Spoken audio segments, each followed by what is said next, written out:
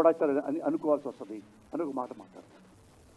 వాళ్ళు అన్నారు, ఏమండి అతను పబ్లిక్గా మన రంగాన్ని ముక్కలుగా చెప్పేసి అతనికి ఎలా మేము ఓటేస్తాం?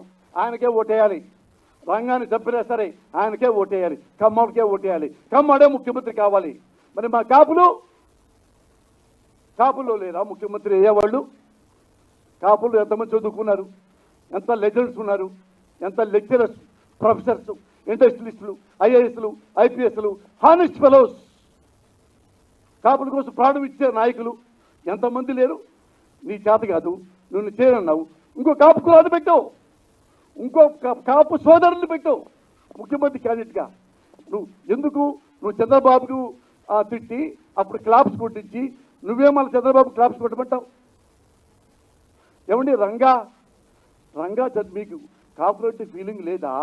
ఉందని చెప్పారు, మేము అనుకున్నాం. మరి రంగా గారు చెప్పినప్పుడు మీరే చూడడానికి వచ్చారా? కానీ మీ ఇంట్లో ఉండేనా ఖండించారా? ఖండించరా? రంగా గురించి చెప్పలా. మరి ఏం మరి ఈయన ఉన్నాడు ముద్దగా పద్మనాభం గారు, ఆయన మెడబెట్టి నచ్చారు, అరెస్ట్ చేశారు చంద్రబాబు నాయుడు గారు ప్రభుత్వంలో. ఆడపిల్లల్ని ఆడపడుతుంది ఏడ్చేలా చేసి జీబీకిచ్చారు, అరెస్ట్ చేశారు, అంత అవమానించారు మన కాపుకులు వస్తుంది. అప్పుడు ఆయన ఇంటికి వెళ్ళలేదే, ఈ ఖండించలేదే, కబడ్దారు అనలేదే. కానీ నువ్వేం చేశావు? అవినీతి పొడయి రాజమండ్రి జైల్లో పడేస్తే వామ్మో నా నాయకుడిని, వామ్మో మా చంద్రబాబుని జైల్లో పడేసారు పరిగెత్తుకుంటూ వచ్చి రోడ్డు మీద దొరికి వెళ్ళిపోయి జైలుకి వెళ్ళాం. కుడి చేతుల్లోనే ఉన్న లోకేష్ని పెట్టుకున్నావు, ఈ ఎడం చేతుల్లోనేమన్నా బాలకృష్ణని పెట్టుకున్నావు, వెనక నీ మనసులోనేమన్నా మరోహరను పెట్టుకున్నావు, నీ గుండెలు ఏమన్నా చంద్రబాబును పెట్టుకున్నావు.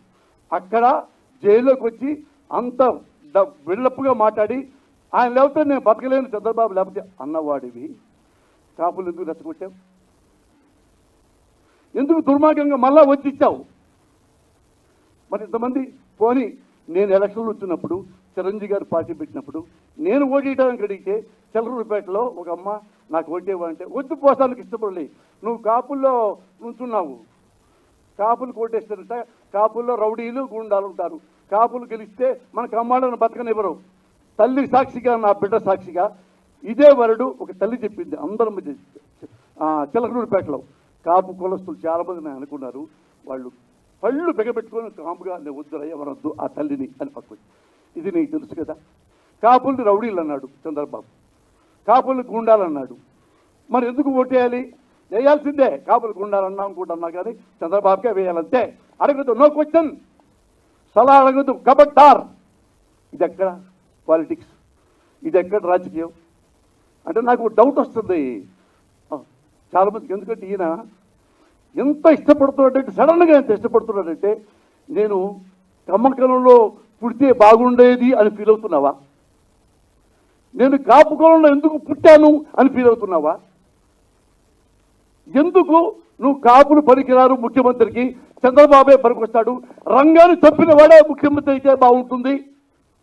ముద్రగడ పద్మనాభం అని అవమానించినా సరే ఆ కమ్మ కులస్తుడు, కమ్మ నాయకుడు చంద్రబాబే అర్హుడు ముఖ్యమంత్రి.